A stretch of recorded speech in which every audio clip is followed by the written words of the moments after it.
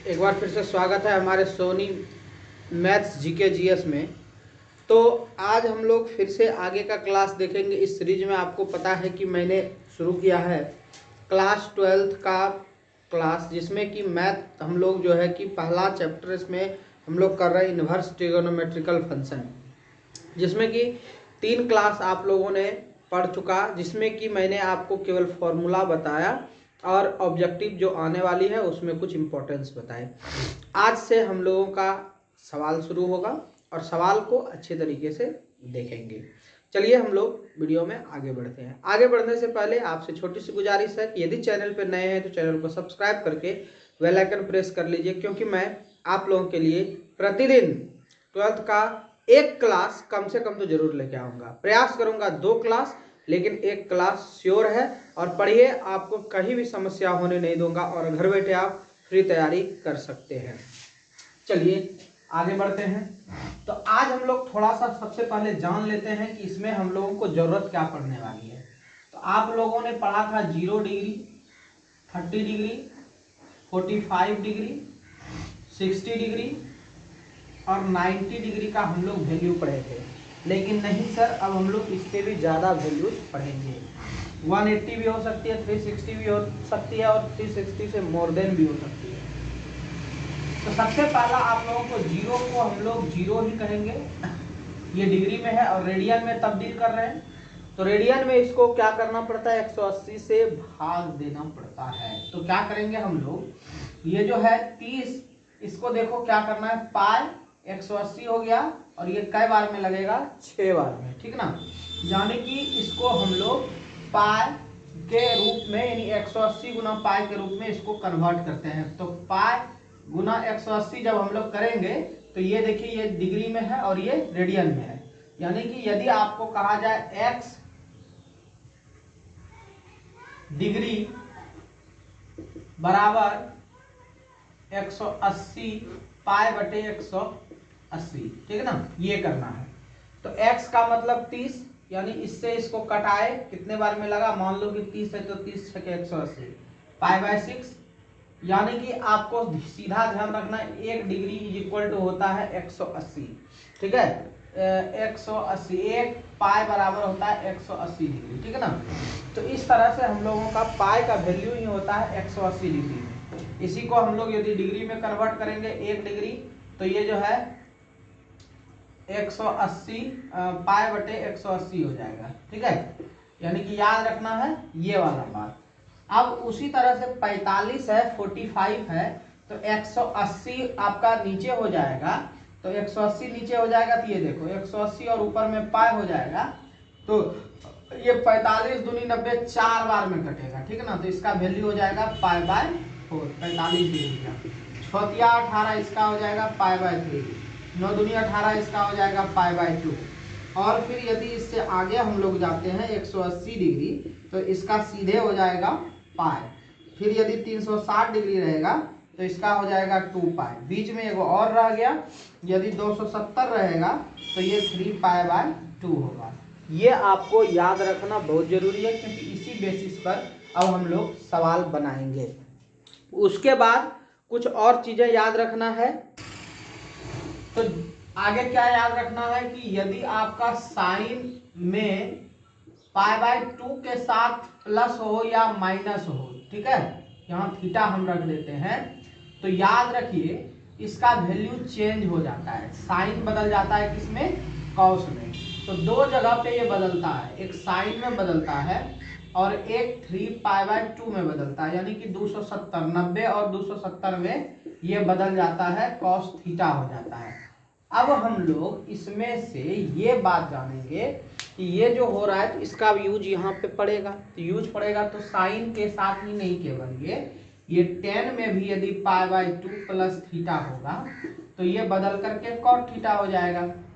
यदि कॉट में दे दें तो किसी में भी दो तो इसका क्या हो जाएगा, चेंजिंग होते जाएगा, ठीक है। जैसे सेक में दे दो, ये कॉसेक हो जाएगा, और कॉसेक में दे दो तो ये आपका ये हो जाएगा, ठीक ना। लेकिन अब इसमें एक और बात है। बात क्या है, वो चीज को ध्यान में रखना है। 11वीं कक्षा का मैं थोड़ा सा रिवाइज आपको करा देता हूँ क्वाड्रेंट पर। तो ये फर्स्ट क्वाड्रेंट है, तो इसमें ऑल पॉजिटिव हो जाएगा। क्या हो जाएगा? All positive. उसके बाद यदि आइए सेकंड में, तो इसमें केवल साइन और कॉसेक पॉजिटिव होता है। और ये क्वाड्रेंट है π/2 प्लस थीटा का। मतलब कि ये हो गया आपका, यहाँ पे π/2 होता है यानी कि 90 डिग्री होता है, क्योंकि यहाँ पे 0 डिग्री होता है। तो π/2 में प्लस करेंगे तो सेकेंड क्वाड्रेंट जाएगा, तो साइन वाला होगा पॉजिटिव और कॉसेक वाला होगा पॉजिटिव। बाकी ये देखो निगेटिव होगा, ये निगेटिव होगा। समझ में आया बात या नहीं आया? आगे समझ लोगे। जैसे कहने का मतलब है कि ये वाले पे भी 3π/2 पे भी चेंजिंग होता है।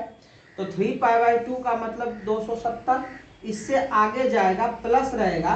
यदि हम सब में माइनस लगा दें, ये देखो माइनस, तो इससे ये कम हो जाएगा। फर्स्ट क्वाड्रेंट तो ऑल पॉजिटिव, ठीक ना, यानी कि साइन के साथ यदि π/2 के कोई भी माइनस के साथ रहे तो ये प्लस ही हो जाएगा। साइन भी कॉस, टेन, कॉट, सेक, कॉसेक, जितना भी माइनस के साथ लगा के लिखेंगे तो उसका वैल्यू प्लस में होगा। किसमें होगा?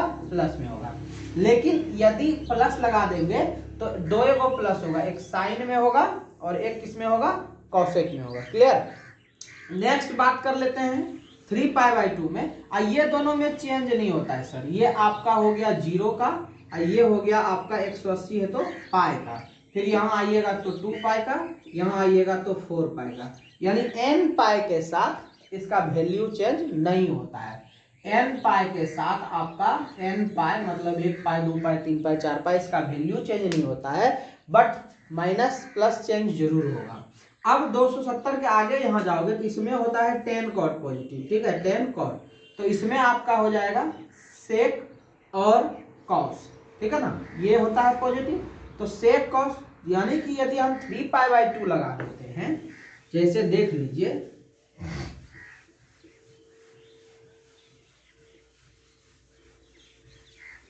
जैसे हम कहें कि साइन 3π/2 प्लस थीटा, तो साइन में मान तो बदलेगा, ऑलरेडी कॉस हो जाएगा और थीटा होगा, ये तो फिक्स है। लेकिन ये देखना है कि 3π/2 के प्लस में है तो फोर्थ क्वाड्रेंट में साइन निगेटिव होता है। इसी में यदि हम बदलाव कर दें, साइन 3π/2 माइनस थीटा, तो माइनस आ जाएगा थर्ड क्वाड्रेंट में, और साइन इसमें भी बदलेगा, कॉस में बदलेगा, और इसमें भी टेन कॉट पॉजिटिव होता है तो ये भी निगेटिव हो जाएगा। अब इसी में यदि हम टेन पर बात कर लें, 3π/2 प्लस थीटा, तो टेन इसमें आके निगेटिव होता है तो कॉट माइनस में हो जाएगा।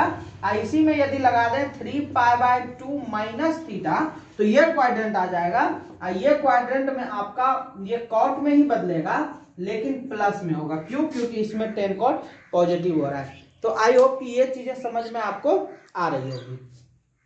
अब आ जाइए, आपको पाई और 2π में भी थोड़ा सा बता देते हैं।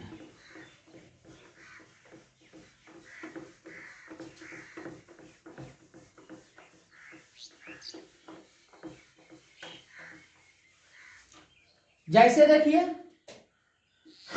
आपको हम दे दिए साइन पाई प्लस थीटा, तो पाई के साथ तो वैल्यू चेंज नहीं होता, लेकिन पाई होता कितना है? 180 डिग्री। 180 कहाँ जाएगा? फर्स्ट में नहीं जाएगा, सेकंड में नहीं जाएगा, ये प्लस रहेगा तो थर्ड में आएगा।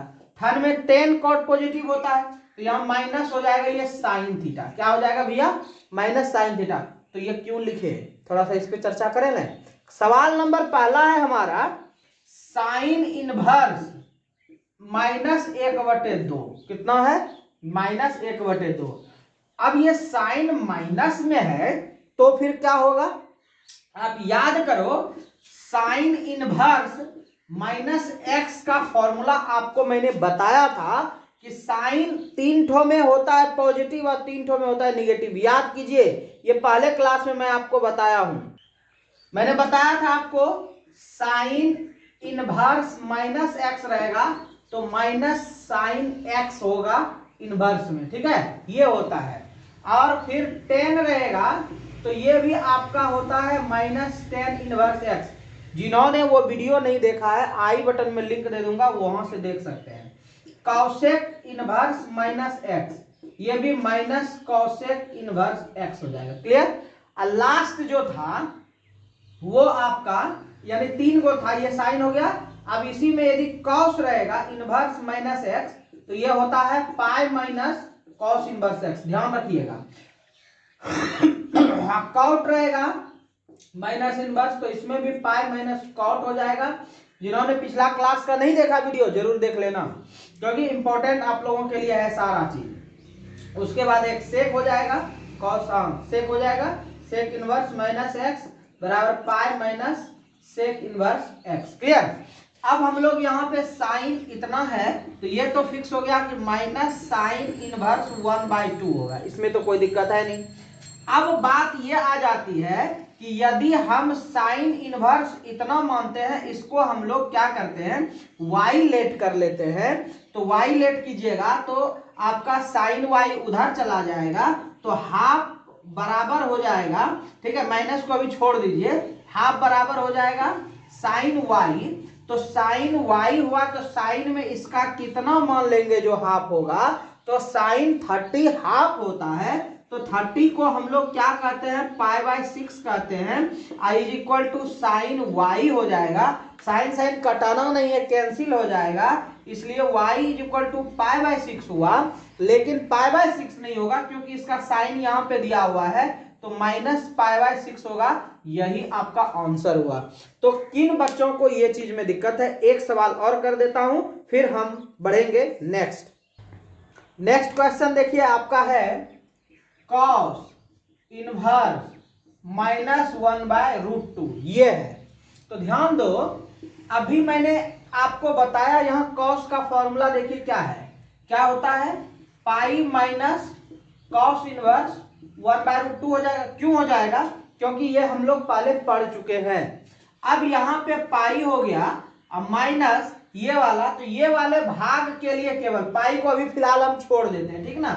तो ये वाला भाग के लिए माइनस को भी छोड़ देते हैं। कॉस इनवर्स 1/√2 को मान लीजिए y, बगल में लेट भी लिख सकते हो, तो यहाँ 1/√2 हो गया, ये उधर चला जाएगा तो cos y हो जाएगा। अब cos y कितना में 1/√2, तो cos 45 में 45 को पाई/4 कहते हैं। cos cos कैंसिल हो गया, y का वैल्यू पाई/4 हो जाएगा। लेकिन यहाँ पाई माइनस घटेगा इसमें, इसलिए y is equal to pi minus पाई/4 पूरे ले सकते हो, कोई दिक्कत नहीं, एक साथ बढ़ा सकते हो।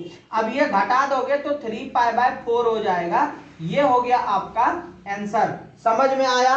यदि नहीं आया कमेंट करना, अगले क्लास में इसी को मैं डील करूंगा। चलते हैं, मिलते हैं अगले क्लास में, बाय बाय।